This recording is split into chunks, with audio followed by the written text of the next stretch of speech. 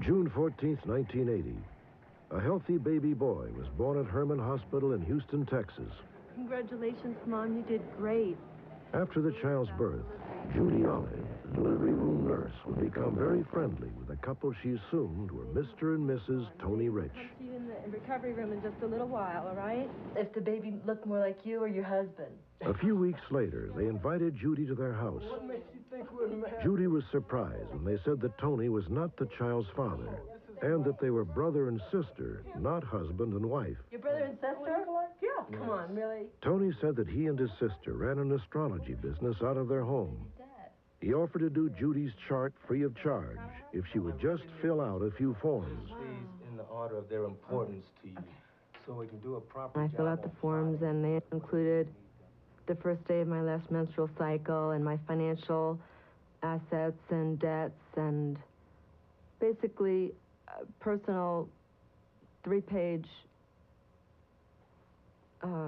application form. My consultant firms. Judy was invited back for dinner exactly 22 days later.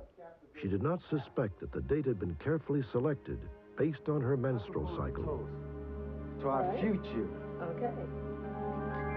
I really think that it's possible that there was something in the drink because I had no sense of inhibitions at all. And I don't think I would have gotten that just from a pina colada. That night, Judy fell completely under Tony's spell.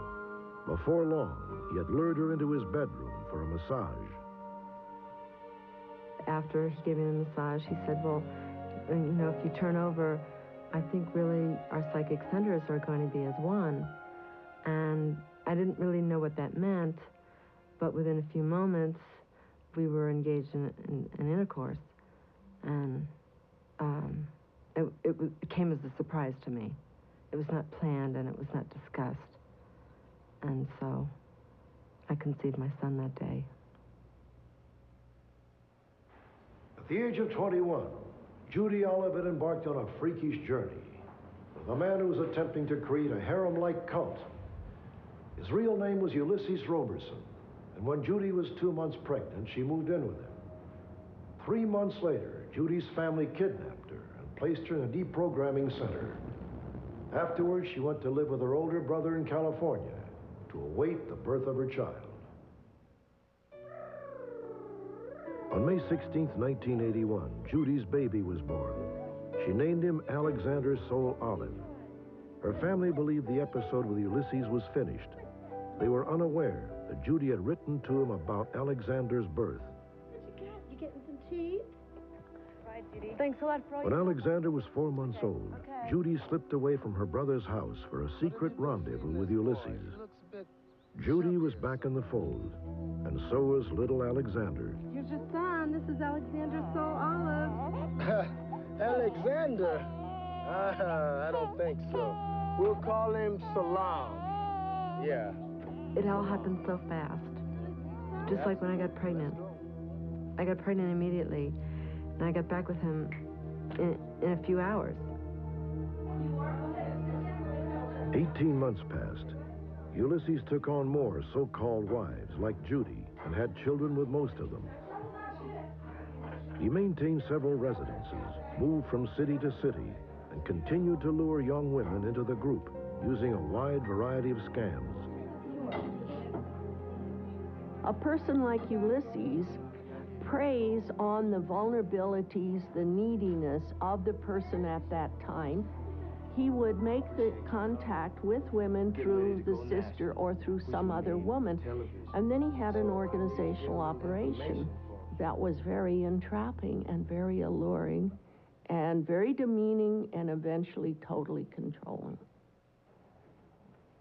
At Ulysses' insistence, Judy went back to nursing and signed over her paychecks to him. While she worked, Judy left Alexander in the care of Ulysses and the other women. I did have concerns about my son. I was his mother, and these were people who I was trusting to take care of my child when I was working, and I had great concern, but I didn't have any outward signs of danger. It was just things that were increasingly coming up that I didn't agree with. In 1985, Judy remained in San Francisco when Ulysses moved the family to Seattle, Washington. There, he and one of his wives were arrested for child abuse. The child was placed in foster care, and Ulysses fled. He dispersed his family to several locations, including Sacramento, California, where Alexander was taken. After the abuse charges, Judy began to look for shelters where she could escape with her son. She was still working in San Francisco and could only visit Alexander on weekends. During one visit, Judy was horrified to find Ulysses packing a gun and acting extremely paranoid. Incredibly, he bragged that he had hung Alexander by his ankles to drive out a demon.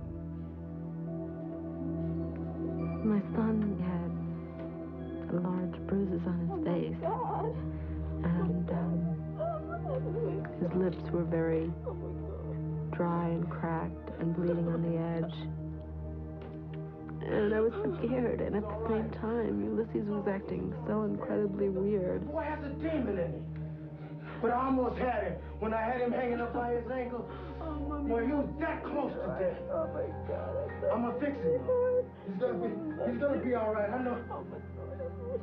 I mean, I'm very ashamed to say that I was not strong enough to just, Sweetheart, I love you. take my son and run. And I didn't. It was a very pathetic scene, and I have to bear the burden of that guilt and shame because I didn't act on behalf of my son rapid enough. Come on, let's go. No, not you. You being punished. You go over there. A few days after Judy returned to San Francisco, Ulysses moved Alexander to Lake Tahoe, California. He then gathered up the children and one of his wives and loaded them into his van.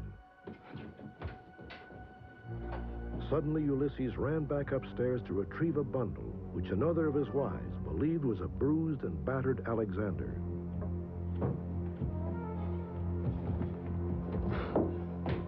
Almost forgot it. Alexander was never seen again, and no one would say where the family had gone in the van. When Judy confronted Ulysses about Alexander's disappearance, he beat her savagely, breaking her jaw in 3 places. Judy finally reported him to the authorities.